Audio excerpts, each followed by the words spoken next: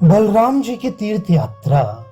जन्मेजय ने कहा, मुनि, जब महाभारत युद्ध आरंभ होने के पहले ही बलदेव जी भगवान श्री कृष्ण की सम्मति लेकर अन्य वृष्णि वंशियों के साथ तीर्थ यात्रा के लिए चले गए और जाते जाते ये कह गए कि मैं ना तो दुर्योधन की सहायता करूंगा न पांडवों की।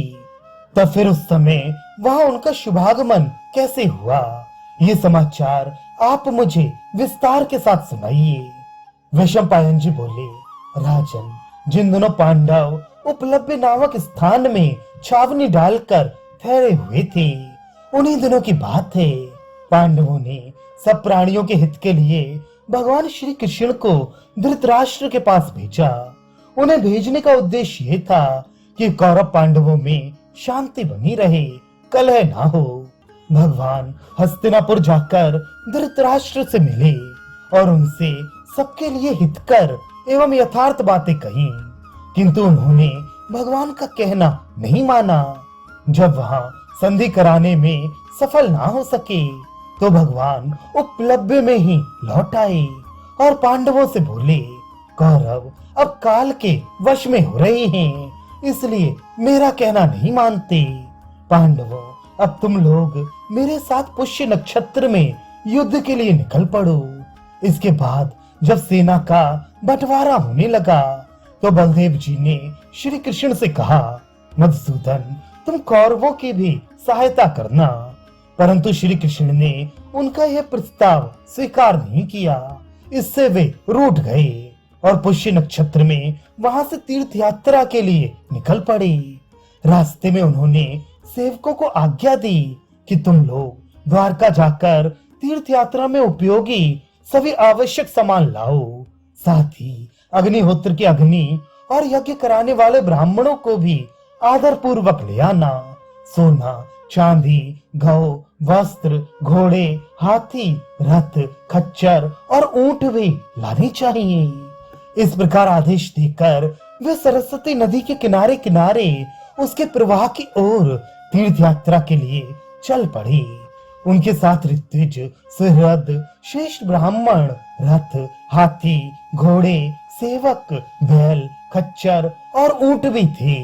उन्होंने देश देश में थके मांदे, रोगी, बालक और वृद्धों का सत्कार करने के लिए तरह तरह की देने योग्य वस्तुएं तैयार करा रखी थी।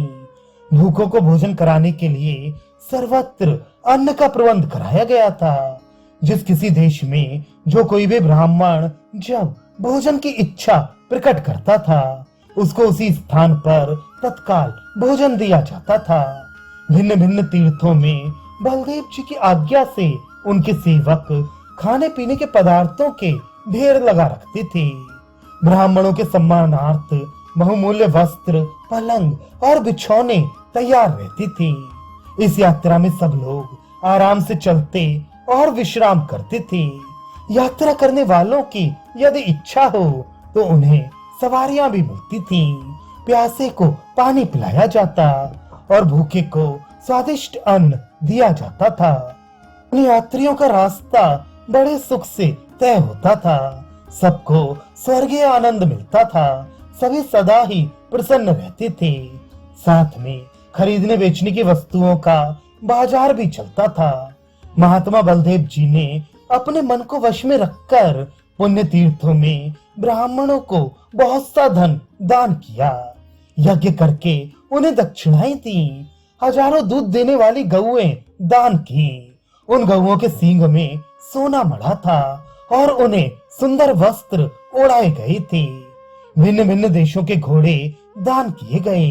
तरह तरह की सवारियां, सेवक, रत्न, मोती, मणि, मूंगा, सोना, चांदी तथा लोहे और तांबे के बर्तन भी ब्राह्मणों को दिए गए।